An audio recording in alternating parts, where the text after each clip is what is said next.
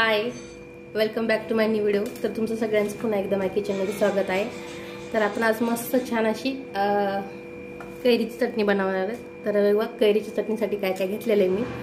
तर हे बघा खूप छान अशा मिरच्या घेतल्या आहेत, लाल वाळलेली मिरची आहे, लसूणच्या एक कांडी आहे आणि हे बघा मस्त कैरी छान अशी धुवून घेतलेली आहे मी। तर आपल्याला ही जी कैरी आहे अशी मस्त खाप करायची आहे मधून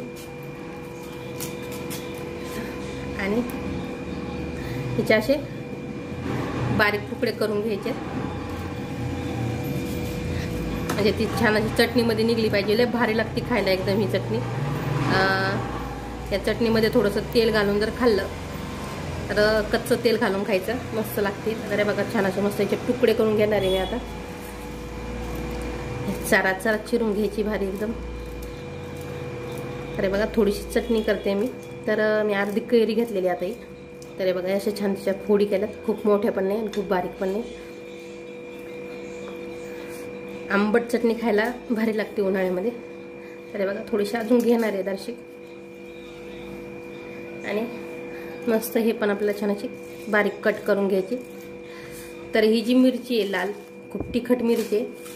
तर आपल्याला मिक्सरच्या भांड्यामध्ये आता लसूण घ्यायचं आहे,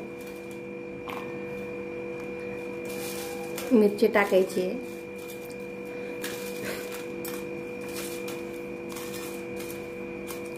आणि बारीक चिरलेली कैरी घालायची। आपल्याला हे सगळं एकत्रच घालून घ्यायचंय आणि चवीनुसार मीठ घालून घ्यायचं याच्यामध्ये आणि थोडंसं असं नॉर्मल जर पाण्याची गरज पडली तर पाणी घालणार आहे मी याच्यामध्ये।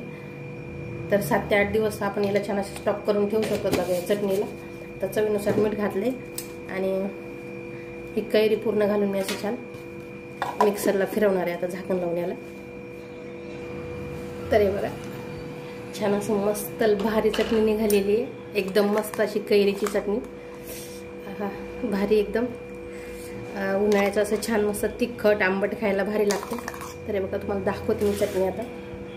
खूप सुंदर अशी चटणी निघाली आहे मस्त। याच्यामध्ये थोडंसं कच्चं तेल जर टाकून खाल्लं आपण भाजीचं मस्त, तर अजून छान लागते ती। आपल्याला जेवढं समजा जेवढी खायची आहे तर तेवढ्या याच्यामध्ये आपल्याला मस्त थोडंसं असं कच्चं तेल घालून घ्यायचं आहे आणि खायला घ्यायची। तर बघा चटणी बघू शकता, अगदी सुंदर अशी चटणी रेडी झालेली आहे मस्त छान अशी चटणी। एकदम भारी। आवडली असेल तर नक्की लाईक करायचं, शेअर करायचं आणि सबस्क्राईब करायला अजिबात विसरायचं नाही। चला बाय।